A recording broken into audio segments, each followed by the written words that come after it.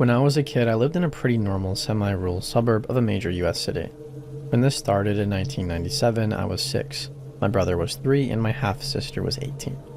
My sister made the dean's list at her university her first 2 semesters, so we went out to dinner to celebrate. The 5 of us, along with my grandparents, went to a seafood restaurant chain in a nearby city. It was connected to a mall and our table was by a window that looked out into the hallway of the mall. Shortly after ordering, I looked up from my coloring to see a woman staring in the window at us. She had long, stringy, mousy-colored hair, big glasses, and a longish olive green coat. She made me nervous from the get-go. Next time I looked up, she was no longer in the hallway of the mall, but in the restaurant. She was standing at the host stand, ignoring the host's questions about how many people she would be dining with. She was still staring at our table.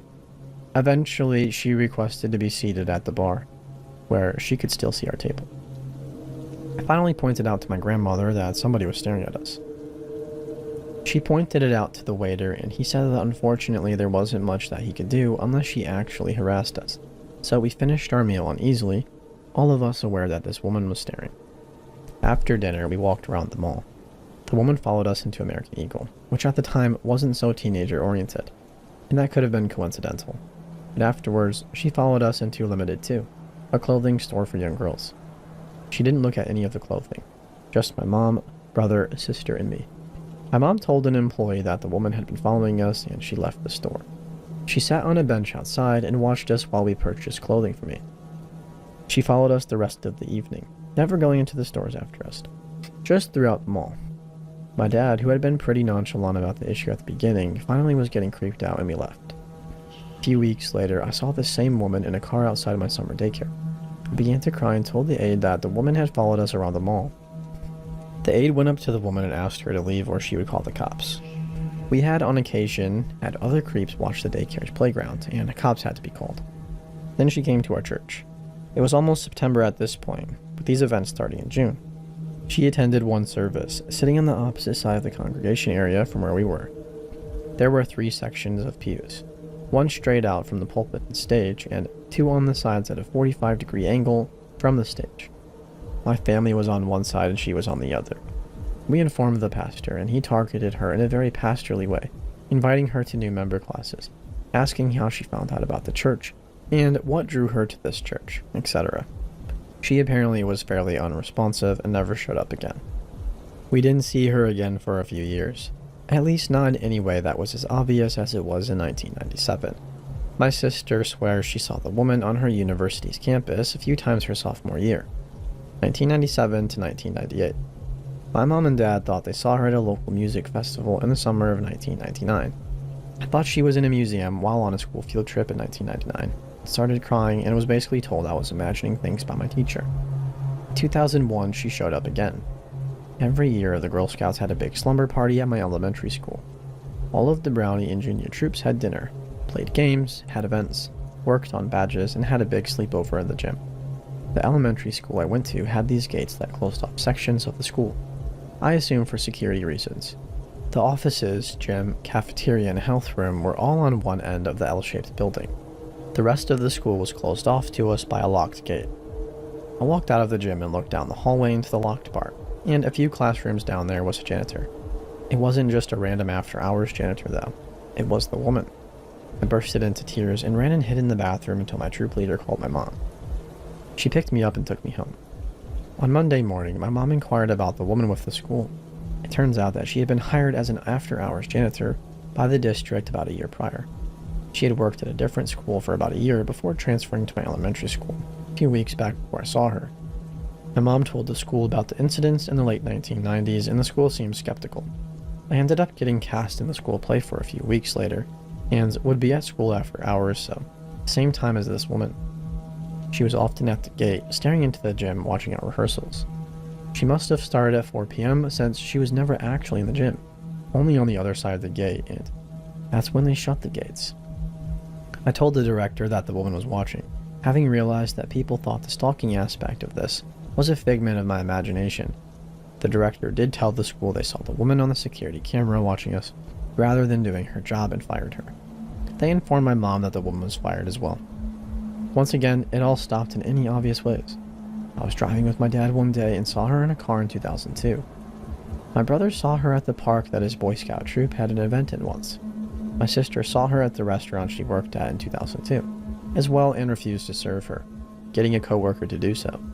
She said the woman never stopped staring at her. It stopped again until 2008. I was 18 and was at Culver's, a Wisconsin-based fast food and custard chain, with my boyfriend. We were at a table eating when the woman walked in. He visibly froze, just as I did. Apparently, his family had the same issue with the woman that we did. There were a few instances of her actually stalking them. His dad owned a restaurant for a time, and she would come in and ask people about the owner's kids, but would refuse to talk to the owner or would go silent if he approached. For them, this started in 2000 when he was 8-ish and his sisters were 5 and 1. Like my family, they saw the woman in the background for years, including at the elementary school that we both went to. This means that at least 2 families independently complained about this woman, and the school did nothing about it for months, even though she had allegations of stalking at least 4 students. We promptly left the restaurant. She didn't notice us, presumably because we are 16 and 18, pretty grown up with their crazy hair and piercings and skinny jeans. But she'd followed both of our families around, just watching from the background for years. I can't help but wonder how many other families she followed like that too.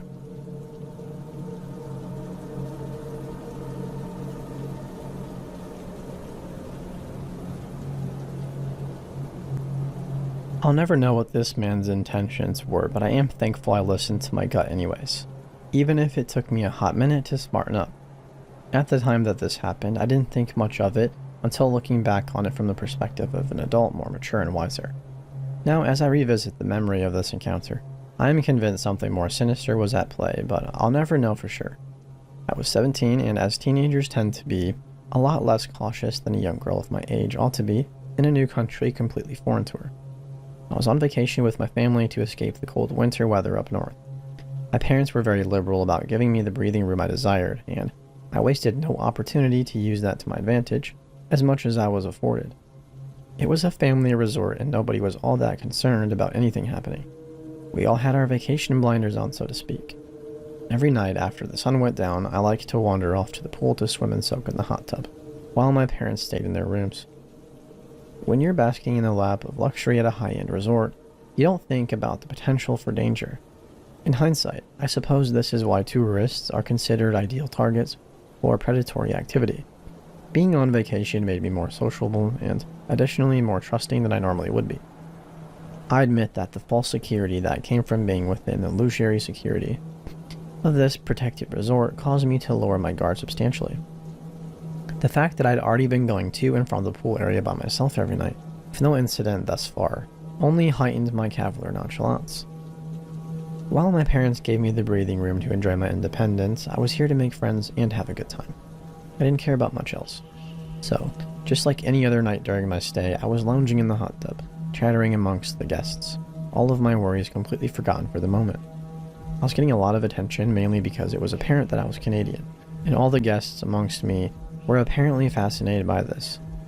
I was barraged with questions, some of which I could not decipher whether they were genuine or trolling. Yes, we do have heat and electricity up north. I kid you not, I was actually asked this.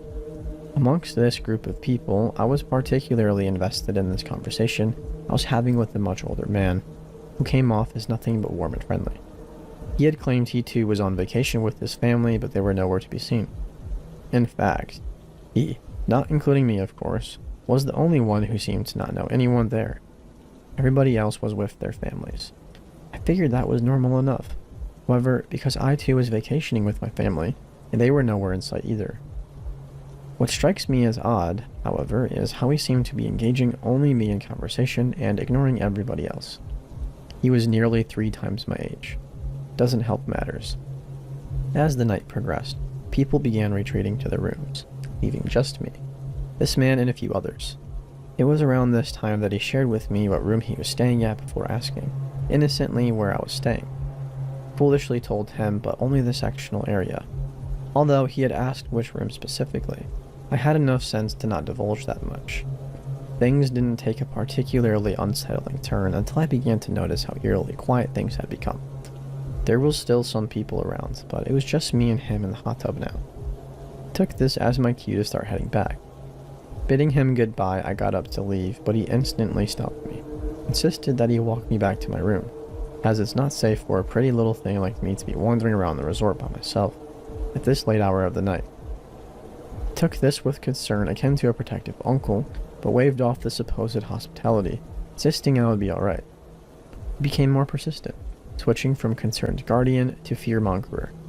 He told me how bad things happen to young girls like me without an escort.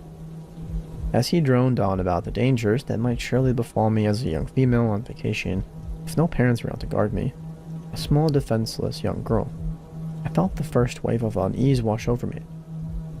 I shook it off and smiled warmly, telling him thank you, but that I would manage fine on my own. He seemed to deflate as his expression became more exasperated. At least let me walk you part of the way there until I know you're safe. This puzzled me. If there were predators lurking, how would I be any safer walking from the halfway point than from where I was now, besides it being a shorter trek? Nevertheless, this show of concern was beginning to wear me down. He had gotten me thinking about how dark it was now, and the vulnerable position I was in. He was right, kind of. I practically had a target on my back. Okay. I nodded after a moment of hesitation.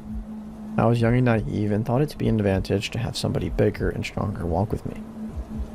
I know I was incredibly foolish and a sheltered teenager, with far too much faith in humanity as a whole.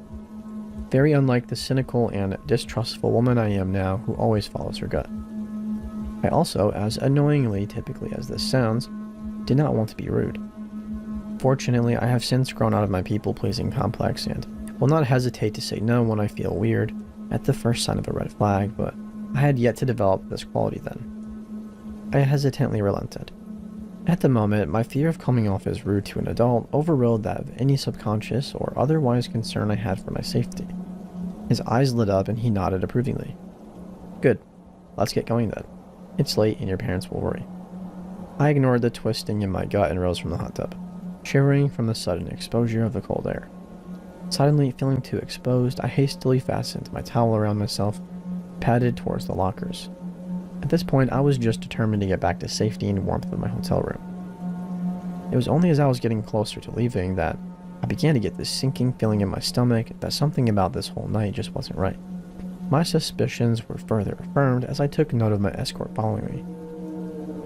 The lockers were outside and the women's changing room was to the left of them. I was going to retrieve my clothes from the locker, change in the locker room, and then go. With this complete stranger who I didn't know at all. I noticed he was standing a little too closely now, and I instinctively shrunk away from him. This definitely wasn't right, but it wasn't until I was shakily pulling my top on over my soaked bikini top, having already decided I would skip the locker room, which regrettably accented my womanly curves a little bit more than I was comfortable with at the moment, and which he seemed to notice as well, that I decided I could not wander off with this strange man that I hardly knew. Any last bit of false security had waned away the moment I felt his eyes on me, watching me dress, his eyes clearly appraising my body. I shivered again, this time not from the cold. As I pulled on the rest of my clothes, I had already made my decision. You know, I really appreciate you offering to walk me back, but I think I'll manage after all. Thank you, though. He grew solemnly quiet, which stirred a growing sense of malaise within me as I began to feel more and more validated in my decision to not go off with this man. Are you sure? He pressured. I would hate for anything to happen to you. I nodded more insistently and forced a smile. Nah, it's alright. I'll be fine, thanks. Okay, he said quietly as I practically started running for the exit. While still in earshot behind me, I heard him say, You be careful now. You never know who might be out there. As soon as I was out of sight, I began bolting and was stopped in my tracks, instantly by the second wave of impending dread to hit me that night. I decided against walking back on foot and headed towards the on-resort shuttle instead. On the way, on two separate occasions within the space of no more than 10 minutes, two older men in their 50s made a pass at me, and at the shuttle stop, a group of men in a car offered to give me a ride, but I ended up making it back to safety from the shuttle without any further incident. Later, I wrote it off as paranoia and convinced myself that he really was just a hospital older man with a young girl's best interest at heart. But now that I know from personal experience how the men that seem the nicest with seemingly good intentions can often be the worst predators, I am convinced I made the right decision that night.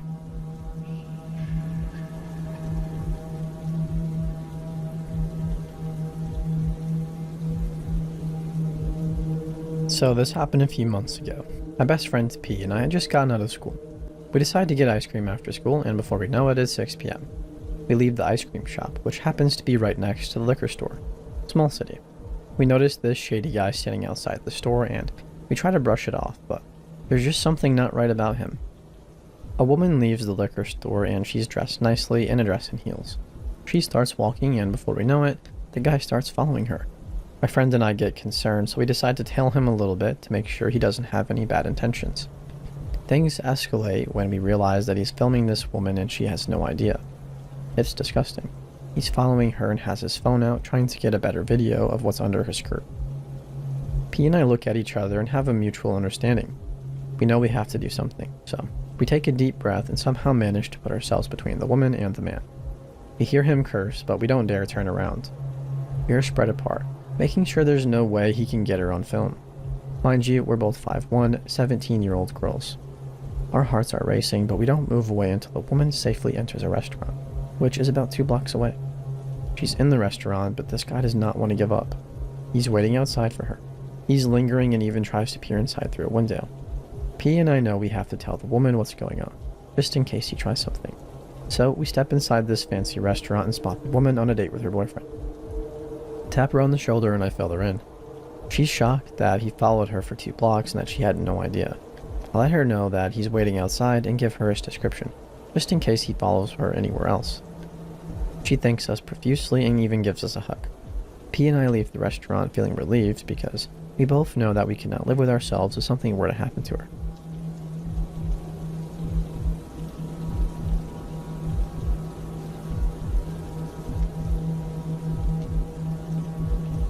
I'm a 22-year-old female and come from the US, but am currently living in Germany for a work study. I am traveling alone, but I am fluent in German, and I've always been fairly confident in my ability to live alone and defend myself, considering I stand at about 5'11" and carry 3 different forms of self-defense on me at all times. I've been here for a little over a month, and I absolutely love everything about it, besides this experience, of course. This happened roughly 3 weeks ago. After exploring my semi-large home city in Germany for a few weeks, I wanted to check out a nearby country. I've always been jealous of how Europeans can travel. Countries like Americans can travel from state to state, and my dad generously offered to pay for my travels while I'm living here. So I wanted to take advantage of that and experience a different culture. After doing lots of research, I decided upon the Netherlands. I've always been curious about Dutch culture, and I was very excited to do some more exploring, even if just for a weekend. I chose a small city in the south of the Netherlands, so I only traveled about 4.5 hours to get there. I had some lovely Dutch food and got to experience the Saturday market in the city center, which was filled with local goods. Now for the juicy part. On my last day in the Netherlands, I decided to check out a local Dutch coffee shop. Most of you probably know, but some Dutch coffee shops sell weed for recreational use and have areas where you can smoke and talk to people. Since I've never been to anything like this before, I was super excited and nervous. I smoke relatively frequently back home, so I wasn't going into this completely blind though. When I walked in, I had to register for an account, and the staff took my picture and passport and gave me an account number. I was a little uneasy about this, considering I didn't want my passport and a coffee club account to go hands in hand, but I've heard that several coffee shops do this, so I wasn't super worried. I then went to the counter and bought the weakest strain they had, White Widow I think, which is definitely not considered weak in the US. Also, it was like 5 for half a gram, so that was pretty damn fantastic. I didn't want to bring the bud across borders because I didn't want to risk getting torn in half by the German police, so I decided I'd find someone to smoke with and grab a train afterwards. It was only about 1:30 p.m. as I made my way to the chill zone. A hazy room filled with foreigners and locals, all ripping bongs and dragging blunts. Amongst quite a few 20-something-year-old men, I see 2 girls sitting alone at a table for 4, and I ask if I can join. They happily oblige and we start chatting. They introduced themselves as Alex and Jen. Both of them were Germans, and when I mentioned that I'm from the US, they got super excited, started gushing about how awesome California must be, to which I've never even been. Not even after a minute that I'm talking to Alex and Jen, some lanky, freaky-looking boy looks over from a different table and says, "Oh, you're from the US? We were just talking about how we wish we could afford to travel there." Immediately after saying this, he sits down across from me, despite the fact that nobody invited him to. Looks-wise, this guy appeared to be anywhere between 25 and 30, relatively scraggly with big hazed-over brown eyes, shaggy brown hair, and a very large mouth, which was always slightly ajar. Though he was slightly unkempt, he seemed relatively normal, despite inviting himself to pop a squat with us. This lurky boy starts asking us normal questions. Where we are from, where we work, how do you like the Netherlands, and stuff. The way he spoke was slightly slurred though, as if he had been drinking, but I couldn't smell alcohol on him, and he didn't seem drunk. He was consistently hard to understand, with an accent that was possibly Dutch. For a moment, I thought he might have a mental disability, so I didn't want to be rude to him and say I couldn't understand him. It also occurred to me that he might just be attempting to flirt and failing miserably, so I didn't really see him as a threat. I mostly nodded at what he said or threw in a yeah for sure, here or there, while Alex and Jen were relatively quiet. Something about him was off-putting to me. I just couldn't figure out what it was. After a few minutes of barely coherent conversation, Alex asks this guy if he can roll us a joint since none of us know how to. He says yes and offers to grind our bud. We give him the go-ahead and he suddenly takes all of it and leaves the chill zone to grind it at the bar. This is where I started to get concerned. Tons of people in the chill zone had grinders right in front of them, and there was no reason for him to leave to grind our weed. I began to worry he might put something in it. Alex and Jen both admit that it freaks them out too, and I decide to keep an eye on him through the glass door. Though he had his back to us, I'm closely watching him when he turns around and gives me this wide toothy smile, almost like he was laughing. I instantly got the chills. He continued to stare directly at me, smiling, as he spent 10 minutes grinding our bud. This guy wanders back in and hands each of us our small bags of bud and then grabs a paper to start rolling.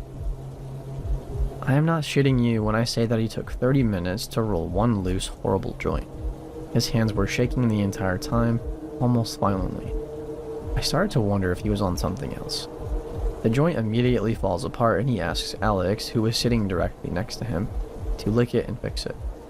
He's smiling and staring intently at her as she's about to lick it, and she says, "You really don't have to watch me do it, you know." He responds again with some incoherent jibber-jabber as I turn to the girls sitting behind me and ask if they could roll a joint for me. They do so in less than a few minutes. The crappy joint falls apart about 3 more times, and we decide to just smoke the one that the girls rolled, as we all wanted this guy to get the heck away from us at this point. I come up with a half-assed plan as we light it, and I say, "Hey, we appreciate you helping us, but these are my friends that I haven't seen since the last time I was in Germany, and we just really want to catch up and have some girl time. Seems nice enough." He responded with, "Well, you guys can talk with me right here. I don't have to leave." Alex immediately repeats the same thing I said, phrased a bit differently, and he says, "I'm standing here. You can pretend you're alone and just talk with me here." At this point, alarm bells are starting to go off. Stude isn't leaving, and I can't think of anything to say to make him go. Jen has been quiet almost the whole time, staring at the table, but Alex is starting to realize that we really need to do something. Alex says to him, "Please, we don't want to be rude. We just haven't seen each other in so long, and we really want to catch up one-on-one." He aggressively shoots back with, "How did you all meet then? Where did you meet? In what city? Why are all of your friends?" And then directed at me, "Why were you in Germany, and where were you?" Dang. Now I need a real story, or at least one convincing enough to shoo him away. Say something along the lines of, "I was visiting this big city in Germany to find an apartment for my upcoming work study, and I met them in a pub. Started talking, realized we had a lot in common, and decided to stay in touch since I knew I wouldn't have a lot of friends when I moved here." Sounds legit. This guy nods and seems convinced enough. Alex immediately follows with, "So, can you please go back to your friends so we can talk?" He says yet again, "I don't need to leave for you all to talk." He then says we should start fresh and asks me and only me what my name is, while extending a shaking hand. Suddenly, every story I've read on here is rushing back to me, and I realize all the things I've done wrong. I told him where I work, live, where I'm from. Man, this isn't good. My name is my last saving grace. I blurt out a fake name. Trisha. He repeats my name, but doesn't tell me his. Now I've reached my limit. We tried being polite, but to no avail. We've spent over an hour dealing with this creepy dude, and we've all had enough of it. I look him dead in the eyes and sternly say, "You're making us uncomfortable. Please leave us alone." He leans in until he's only a few inches from my face, his eyes almost quivering, as he says in a quiet, low tone, "I know people at your work, people that are above you. You really don't want to mess with me, because I could ruin your life." As he says this, it's as though the slurring in his voice vanishes. I feel the blood draining from my face and my head starts tingling. I almost feel like I'm about to burst into tears or throw up. Maybe both. I grab my bag and say, "I'm going to leave. You're seriously making us feel weird, and I really don't want to talk to you anymore." And then the final blood-curdling comment from him. "I think we'll be on the same train. Now that I know where you live, I think it's time for me to go too." I rush outside in a panic, borderline hyperventilating, as Alex and Jen follow suit. We simultaneously say, "What the heck?" and hurry away from the coffee shop. We end up exchanging numbers and going our separate ways. Now for a slightly happier ending. After I sprinted to the train station, I realized that I had left my pre-marked bag at the coffee shop. I honestly hesitated as I really didn't want to run into this guy again, but I really wanted my useless goodies, so I ran back. I stood outside, briefly explained to the security guard what happened and why I left so quickly, and he said, "We saw what happened and we kicked him out. So sorry for that. He's not allowed back here again," and handed me my bag. I honestly believe that without Alex and Jen there, things would have gone very differently. I think this dude had some seriously messed up intentions, and the only thing stopping him was the fact that we were all together.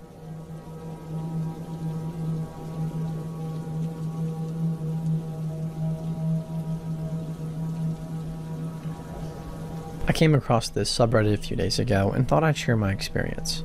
This happened to me back in 2005, right after I graduated from uni. I live in a small town near the outskirts of London. It's not creepy or out of the way or anything, but it can get quite deserted at night. The night in question, I and a bunch of mates were going to all get together and go down to Fabric in central London.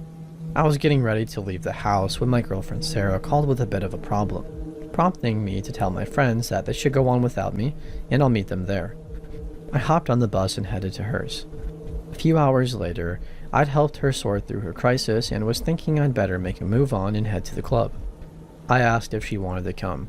Several times she insisted that she felt better and wanted to stay at home. Knowing better than to test her resolve, I left it at that and called a minicab. I was waiting for the cab at the front of the driveway when Sarah joined me for the wait. We were kissing when the car drove up. This was my first sign that something was wrong. We didn't hear him pull up because he was driving really slowly with the headlights off. The only reason he grabbed our attention was because he turned on his bright lights at us. It was an old cream-colored Mercedes station wagon. I ignored whatever apprehension I had because I thought I just had an overactive imagination. Okay, so he pulled up quietly. So what? Knowing what I do now, I'm so happy Sarah never agreed to come with me. I got in the cab and told a guy who was in his mid-40s that I wanted to head to Fabric in central London. He just nodded his head while looking into his driver's side wing mirror. I said, "Did you hear me, mate?" He nods again, this time also letting a yes slip out. "That's quite a fare," he said, all the while staring at the window. That's when I realized what he was staring at in his mirror. Sarah walking back up to the driveway. I was about to react when she got to the front door, but the cabbie beat me to it, turning and saying, "Can't have the little lady going on unescorted now, can we?" All manner of deviance out there. This threw me a bit as his whole behavior was off, but I also knew that's what I would have done had it been the other way around, and maybe this guy had kids himself. I decided to just talk to him, break the ice, and after about 5 minutes I felt at ease as we slipped into a familiar conversation. Football and women. It was all okay until he started telling me about his ex and best friends, how they had been hooking up behind his back, about how he kicked the ever-living shit out of his friend for it. Then he started fixating on his ex, saying how all women were whores and liars and were only out for themselves, that men are only there to pay off their debts and wants. He even tried to justify a time when he kicked the shit out of her, saying that men can't be excused for their actions if appropriately provoked. Then it got even weirder. He started talking to me about men, trans men, how he liked that they were the best of both worlds, that they were something he could fuck, but that they were also wired like men and not out to get you. Those she men are tighter than a twisted screw. I like it when they bleed a little on my you-know-what. Though some ladies are mighty fine, like that ass of yours. He turned to stare at me through the mirror, almost testing my reaction. I'm man enough to say that I was freaking the heck out by this point, not only at the conversation, but at the fact that the mobile phone I'd forgotten to charge had died halfway through its RAM. Not one to show my fear, I asked him to stop off at an ATM so I could get cash out to pay him at the end of the journey. He agrees, and for a moment I feel like it's all going to be over in a second, when he says that before he does that, he needs to stop to take a piss. That's even better, I thought. I can sneak out when he's peeing and bolt off. He turned off the main road and went through a random residential area before we finally found ourselves going down a dirt road and heading towards the woods. Mate, where the heck are we going?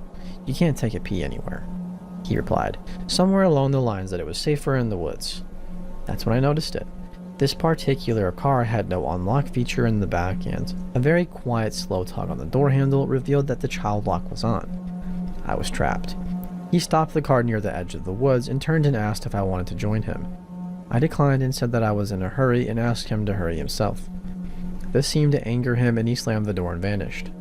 I waited about 1 minute and tried to climb out the driver's side, but it was locked too, and I was scared that my movement had alerted the cabbie just outside. Having tried and failed to restart my phone, I looked around to see if he'd left a phone or some kind of device that I could communicate with, but nothing. After nearly 10 minutes had gone by, I worked myself up to smashing the windows, figuring that this was in no way a normal situation and that abnormal measures could be taken. Just as I was getting into position, I heard a loud crash. It sounded like a massive branch had just hit the leaves below. I froze, not moving a muscle, not even my lungs. I wanted to be able to hear everything just at that moment. As my ears slowly tuned in, I began to hear two very distinct sounds, but both in intervals. The first was a rustling sound, but it wasn't the wind. It sounded more like birds flying through the trees all at once. The second was a squelching slam. The slam only occurred 3 times, whereas the rustling was quite often. Then silence again. I decided not to wait any longer. My imagination was going wild as to what those sounds were, and I just wanted to get away as fast as my legs could carry me. I used to be on the track team. I leaned back and thrust my legs out as hard as I could and kicked the backseat window through. It shattered and I wasted no time in shimmying through the broken window and outside. That's when it happened. My eyes focused in the dark and I began to see that the ground was littered all around me with clothes. Children's clothes, and the odd toy. I was so busy looking around that I didn't notice him walk straight up to me from behind and grab me by the nape. He was obviously way stronger than me. Where are you going, friend? I still need to take you down Central. I noticed his shirt was off. He was sweating profusely and was covered in dirt. And in his hands he had a knife. A full-on kitchen knife, and there was something on it. I said, "What the heck, man? What the heck are you doing?" He replied something to the effect that he had some foul traps out in the woods and was checking on them for game. He offered to show me, recognizing that if I went with him, it would probably be the last choice I make. I twisted my body as much as I could and punched him square in the face. And I ran as fast as I could. He yelled after me, "See you soon." I ignored him and kept running. Even though we had driven quite far, at least 5 or 6 miles, I still legged it all the way back and straight to the cops and told them everything I remembered. They said they could go and check it out and sent me home in a squad car. The next morning, I called Sarah and went over right away to check on her. I still wasn't over the way the creepy cabbie had been staring at her, and since he had picked me up from hers, he knew where she lived. I told her the whole story. When I was done, she just stared at me in disbelief, not sure what to say, and hugged me. At that point, the police rang and I went outside to take the call. They told me that they went to check the specific area I mentioned, finding none of the clothes or toys I said I had seen. Neither was there any sign of foul traps or a knife. They did mention finding a few pieces of cut up rope, but with nothing to go on, they just insinuated I was having a laugh at their expense. I then called the minicab company, figuring I could at least lodge a complaint against the wacko. The idea that this could have provoked him didn't enter my head at the time. They said they had no record of a car picking me up that night. One had been sent, but by the time it arrived, nobody was waiting. This creeped me out all over again. How had he found me then? Was it random? Was I chosen? Could he have been listening in to their private car radio network or something? I left Sarah's and headed back to mine, and she was going to join me after helping her mom do some chores, and I wanted to go chill for a while. I should mention at this point that Sarah and I are now happily married, going on 8 years, and that all is well. However, that day, after I got home from hers and took a shower, I wandered off to the window. What I saw sent a chill down my spine, and still does whenever I think about it.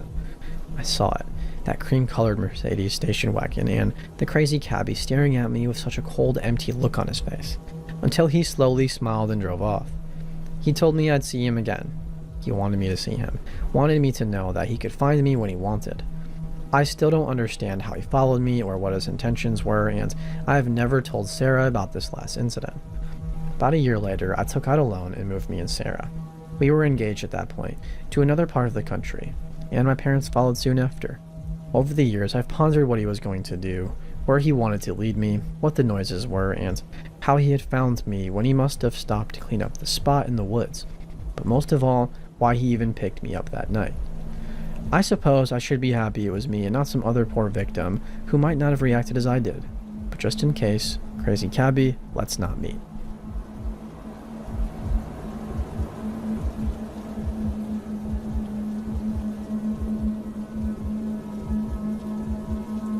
This happened some years back when I was in my last year of schooling.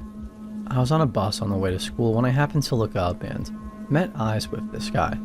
It happened by chance, so I quickly averted my eyes and disembarked the bus. From then on, I would have frequent chance encounters with him. My course happened to be on the same floor as another course, but on different sections of the building with the elevators in the middle. I would see him everywhere, in the corridors, at the elevator, etc. It weirded me out because he would attempt to say hi and smile at me. I didn't know him and have never seen him ever, so I would ignore him. Turns out he was studying at the course opposite mine. I chalked it up to coincidence, but still felt extremely uncomfortable. Told my friends about it, and they told me that the guy had some extremely disturbing violent tendencies, and had maybe even stalked other female students. Understandably, I freaked the heck out. The climax came one morning when I went to my classroom, which was really a project room for the final year students. I arrived late as always and went about setting up my station. The room is supposed to be locked and only accessible by a key card, but we keep the door propped open. All the desks are shielded with tall partitions and mine was shielded from the windows. Suddenly, the weird guy came into my classroom and went towards my table.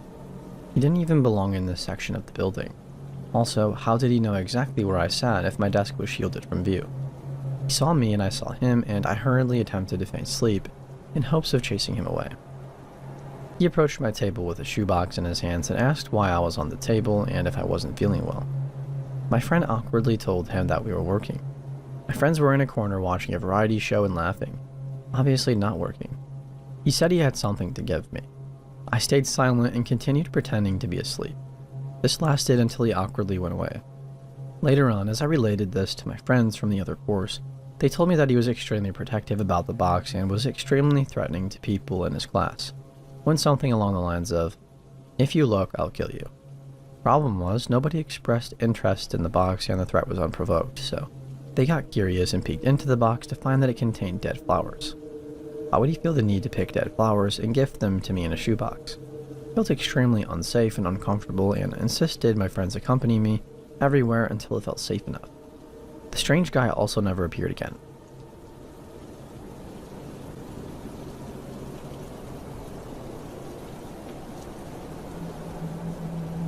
This happened a few months ago. The context required it. At this point in time, I had just picked my mental health back up after an extremely traumatic non-consensual episode. You can guess what. And was still struggling with chronic inability to say no to people. I'm a 21-year-old gay trans man, and while I never had trouble passing, I'm still seen as very pretty and young looking. So I was at a young people's event at my place of worship, which is completely accepting of all sorts of new people, by the way. It was a lovely evening. I met a lot of great people, got a bit tipsy and had a great time. That is, until around 12:45 to 1 a.m. when things were starting to wind up. I went upstairs and met a man, looked approximately in his late 30s, called Tobias. Tobias was quite forward, complimenting my appearance, being familiar, asking about my sexuality, so I guessed that he was interested, but I didn't feel the same way. My place of worship has always been a safe place for me, so I assumed if I didn't flirt back, he would get the message.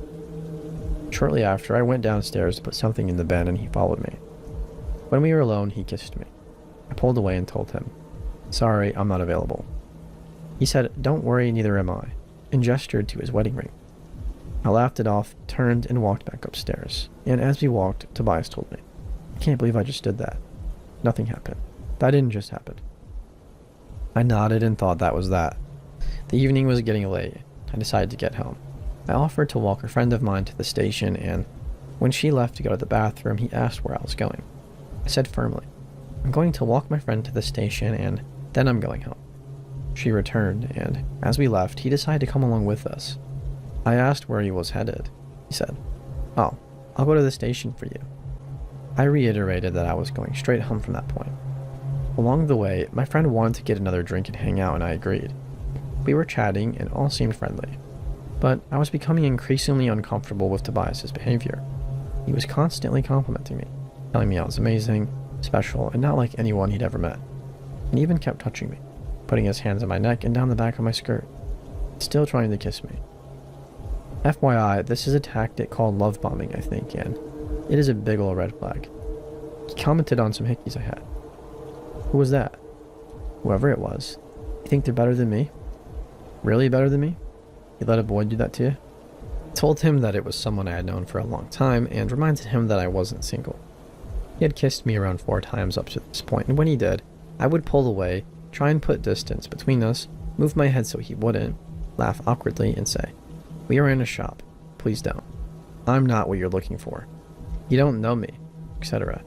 This man straight up tried to make out with me 1 meter away from some poor shopkeeper serving us. Squeezed my waist and commented on how skinny and small I was. Asked me how old I was and commented, "Wow, you look so young." He asked me if I was attracted to him, and I shrugged, shook my head and said, "Sorry, I'm very into the person I'm with, and I can't even look at anyone else when I have someone." At this point, I should have told him to screw off. In fact, I should have said that a long time before this. But when it's actually happening, it's surprisingly difficult to get a bearing on when you can start being rude. Which is exactly what people who behave like this rely on. A vulnerable person's fear of making a scene. Or else they actually believe that this behavior means the person wants to be persuaded. We all decided to sit on a bench as all the pubs were shut. Sat on the end and my friend was next to me. Tobias whined that I wasn't sitting next to him. My friend asked why that mattered, and he said, "Oh, you know, because I want him to." Never mind, I'm being too much. I'm going too far. I tried to steer the conversation away from him flirting, but he kept standing and walking to where I was sitting to kiss me, crouching by me and putting his hands on my knees. He didn't want to tell us how old he was because he was afraid I wouldn't like him, but did eventually confess he was 37. In an attempt to stop him being interested in me, I revealed that I was transgender, and he put his hand up my shirt saying, "Wow, you really think I would judge you for that? You have no idea who I am. I see you." Side note, what is this, the Avatar? I would never care. I would still do everything with you. He meant sexually, by the way. I wiggled away as far as I was able and said something along the lines of, "Well, thank you, but I'm not interested." My friend had somehow misread the situation as me enjoying this behavior, probably because I'm a bloke. I texted another friend to call me so that I could get 5 minutes away from the situation, walked up the street, explained everything and made a plan, which was a really good idea, talking out loud about it. I finally registered that this wasn't right, that I was totally in the right to be uncomfortable and wanted to get the heck out. I returned and told everyone that I was going home. The second I came back, he tried to kiss me and told me he was worried and had tried to come looking for me. I moved my head so he couldn't and told him, "Please don't, I'm going home." I texted the friend I was with help, and she immediately started saying that we were going home. He should go home too, and she and I were leaving together now. He asked me, "What's changed? You've come back different. Who are you talking to? What's going on?" I told him, "I'm uncomfortable and I'm going home now." He said, "What are you talking about? Have I made you uncomfortable?" "Yes, I'm going home now." To this point, I can definitely see that my lack of rudeness and conflict avoidance tactics had actually made the situation much worse and given him the impression that I could be persuaded to do whatever he wanted, or somehow had led him on. So now that I've been absolutely crystal clear, he should back off, right? "Wrong," he said. "Wow, who are you talking to? What's happened? Whoever it is, don't throw this away. I know we had a connection. You're special." Said, "I only met you this evening. You made me feel uncomfortable, and you should ask before you kiss people. Wow. I can't believe this. You're trying to turn this around on me. I know you're drunk, it's fine. I just want to go home now. Oh, I'm completely sober. I'm not drunk. At this point, my friend stepped in and tried to assure him everything was fine and convince him to leave. He asked me for another kiss, and I shook my head. No, thank you. He said, don't throw this away, and tried to touch my face. I reiterated, I met you this evening. I don't know you. I want to go home. He said, can I at least have a hug? And immediately tried to hug me. Pushed him away and said, I would rather not. He said, wow, you're making me feel uncomfortable now. I said I would rather not. Please respect my boundaries. I want to go home. My friend again tried to get him to go home. He said, no, you're making me feel like I've done something wrong. I just want a hug. Oh, I know what this is. You're just not used to people accepting you for who you are. You can't handle that I accept you and see you for who you are. I mean, really? I said, that's not the case. I have plenty of people who accept me, but you've made me feel uncomfortable and I'm going home. At this point, I was stood up. Backed against the edge of the bench with him standing barely a foot away.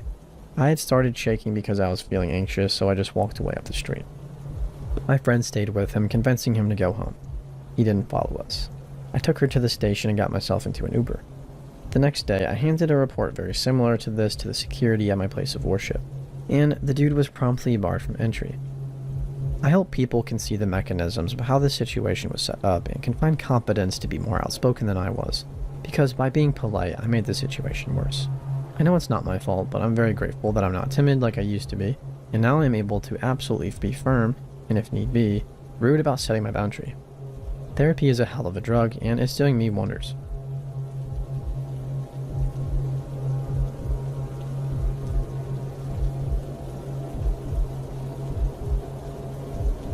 This story happened to me around 6 months ago. I've lived where I live for 3 years. It's a nice apartment in an amazing location, but they were built in the late 90s. The last few years, the city I live in has had a massive population boom and people have been non-stop pouring in. Good weather, amazing economy, and cool place to do stuff always. Because of this, I have seen the landlord staff start to do heavy maintenance on the apartments to bring them up to date to attract more people to them. My neighbor lived in his apartment for something like 6 years before he ended up buying a house and moved. When he moved, the landlord immediately started redoing his apartment as one to bring up to date. The way that the apartment layout is, there are 2 stories. Where my bedroom is, on the direct other side of the bedroom wall, is the staircase in my neighbor's apartment. The way my bedroom layout is, has my bed right up against that wall. They were completely stripping this place clean. It was one of the first ones that they did such heavy remodeling to. For weeks, I would always see the workers over there painting and redoing the floors. A few days before this happened were no different. I left and saw them doing maintenance on the kitchen, and when I came home from work, they were gone for the day. Nothing unusual, not a single bit. The part that is unusual is what happened one particular night. I was awake around 1 a.m. watching TV in my room when I heard somebody on the other side of the wall, slowly walking up the stairs and very obviously stopping halfway up. Where the person was stopping was directly where my head lay on the other side of the wall. I could feel him listening to me breathing. I immediately turned the TV sound off and sat there extremely quiet and still. I heard nothing for a few minutes, and then after what felt like an absolute eternity, I heard the person start walking the rest of the stairs to the second floor. My survival instinct kicked in instantly. It was very obvious that somebody was on the other side of that wall listening to me. I also knew that it was only a few days before this happened that I saw the maintenance redoing that apartment's kitchen. I knew that there was no way somebody already moved in that fast. I obviously couldn't see if there was movement in there from the window, but I had a good angle to see if anybody walked out. I sat there for about 15 minutes, just staring outside to see if I saw anything at all. Nothing. I went back into my room and laid down in bed again. I didn't play the TV, just sat there waiting to hear something again. I was messing around on my phone for about 20 minutes in silence until I heard movement of the stairs again. This time though, the movement didn't start from the top or the bottom. The movement started in the middle of the staircase, meaning that the entire time I was sitting there in silence, this person was just on the other side of the wall listening to my every move. This terrified me, so I called the police. I gave them all the information of what was going on, and they informed me somebody would be out very soon. I went back to one room and watched out the window again. Only a few moments later, a police car pulled up and a cop got out to examine the building and apartment. He was looking around and shining his light in the windows. I heard him knock on the door and, shortly after, could hear him talking to somebody but couldn't make out what they were saying. I was totally puzzled by this. The officer walked over to my door and knocked. I went downstairs and he informed me very nicely that somebody just moved in there. I laughed and was completely embarrassed. I even said to the cop that it was a heck of a way to meet your new neighbor. I felt embarrassed, but more importantly, felt very relieved about the entire situation. I brushed off the whole thing as just being late and my mind playing massive tricks on me. The next day, I went to leave my apartment when I saw something that made me stop dead in my tracks. I went outside and only took a few steps towards my car when I saw maintenance over there carrying out the old refrigerator. I was puzzled. I walked over to the apartment and I looked in the door that was wide open. The kitchen was still being worked on and not a single piece of furniture could be seen. I was legitimately speechless. I walked over to a maintenance man and said, "Didn't somebody move in here?" And he informed me no, and that the apartment wouldn't be ready for showings until at least 3 weeks.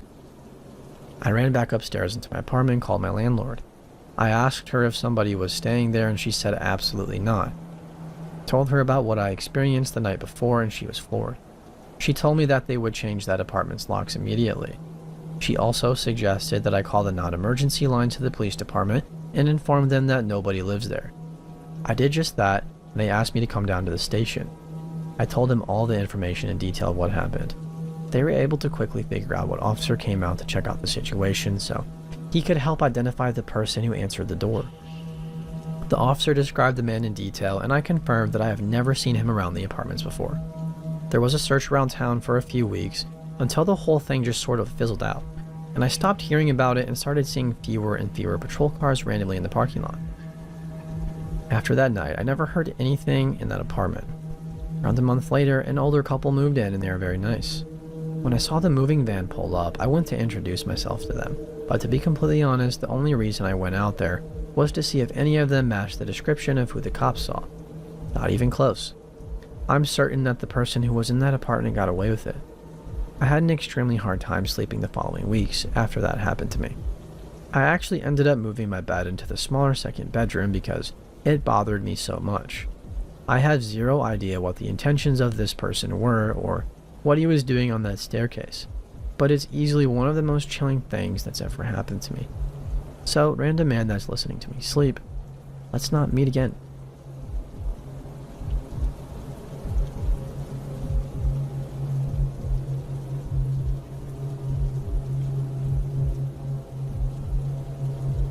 I'll start out by saying that I'm not a writer by any means.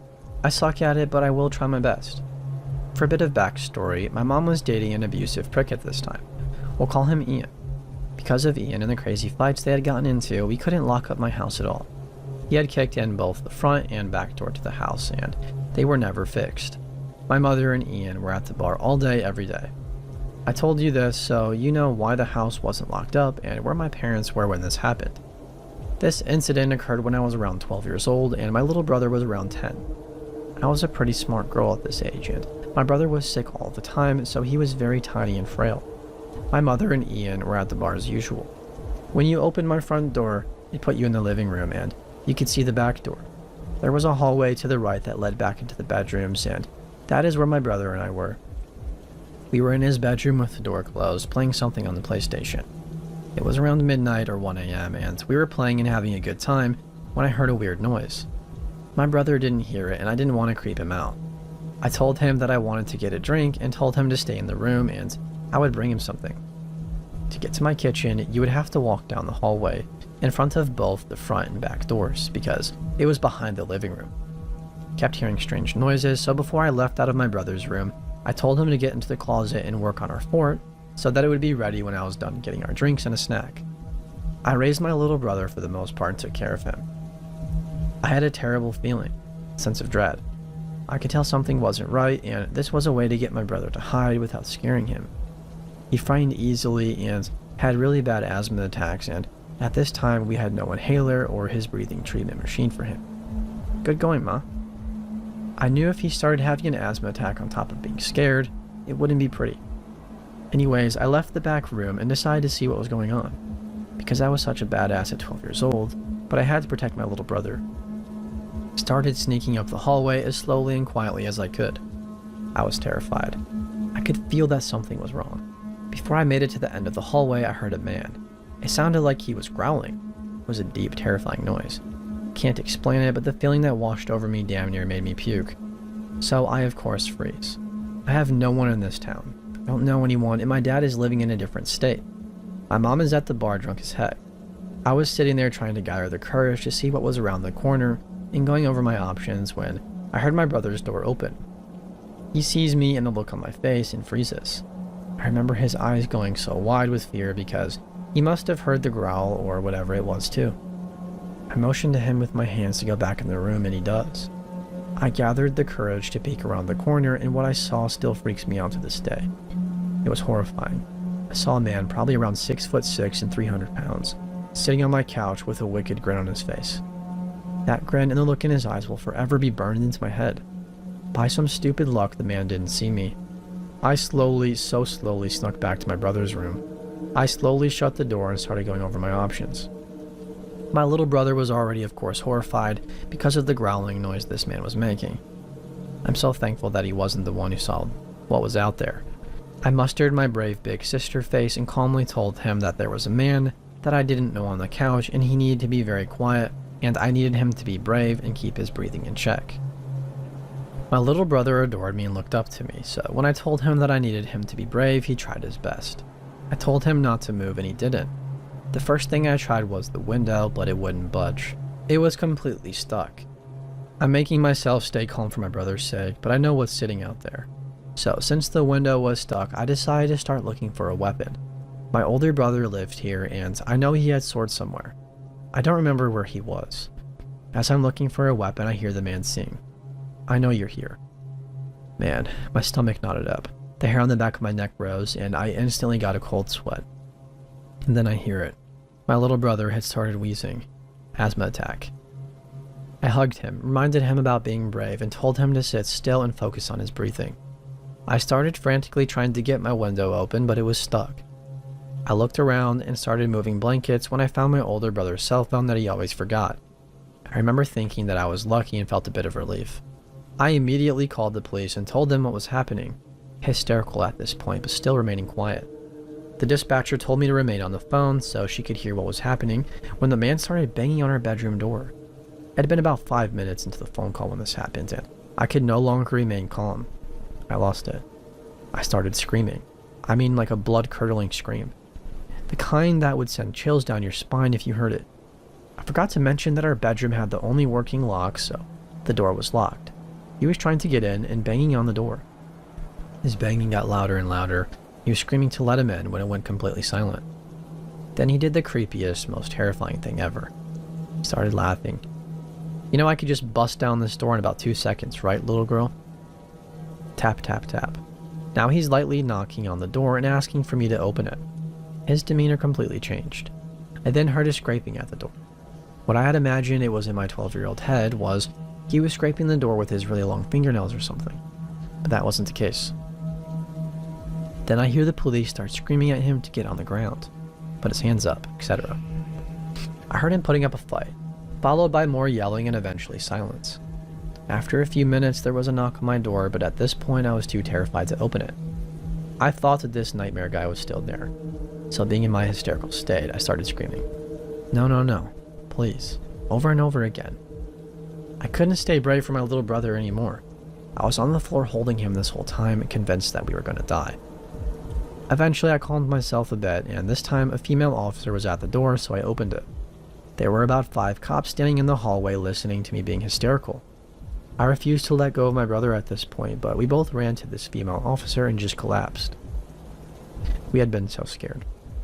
It turns out this guy was completely wasted and high on drugs. I remember the cops walking me up to him and having me stand in front of him to ask me if I knew this man. I didn't, but I'll never forget standing in front of this huge man, looking into his brown eyes that were completely bloodshot and filled with hatred. I'll never forget that growling noise that he was making, or the look of pure horror in my little brother's eyes. My parents were called and investigated for leaving us alone like that and for the doors being like that. My mom is a different person now. She doesn't drink and is now married to a cop. She has completely changed. I remember asking her about it later on, and she told me something that I didn't know. The man had a huge knife, so that's what he was scraping the door with. And he also had some rope, tape, and a tarp. I still don't know how he didn't get to us, or why he didn't just bust down the door to get us. It would have taken one half-ass kick from him to kick down the door. It was super thin. It creeps me out still, and I have had nightmares from it. My husband doesn't understand why I get so furious with him when he leaves the door unlocked at night. I work third shift, so I'll come home and the door will be unlocked. It's infuriating because I then have to go through every room in the house and check the closets and the other places that a person could hide. I have 2 kids and they will never ever go through what I did. Sorry for my shitty writing style, but I wanted to tell my story after lurking here for so long.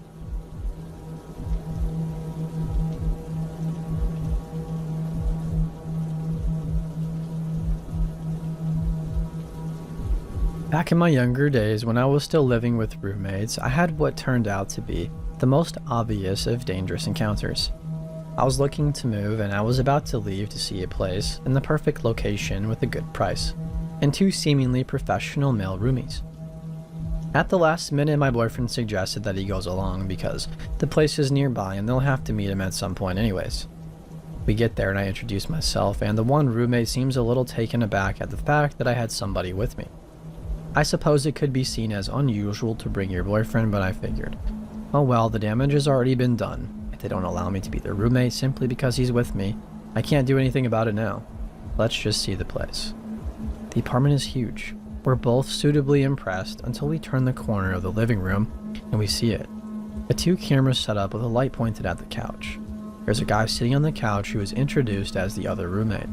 He jumps off of the couch and gives my boyfriend the same weird look.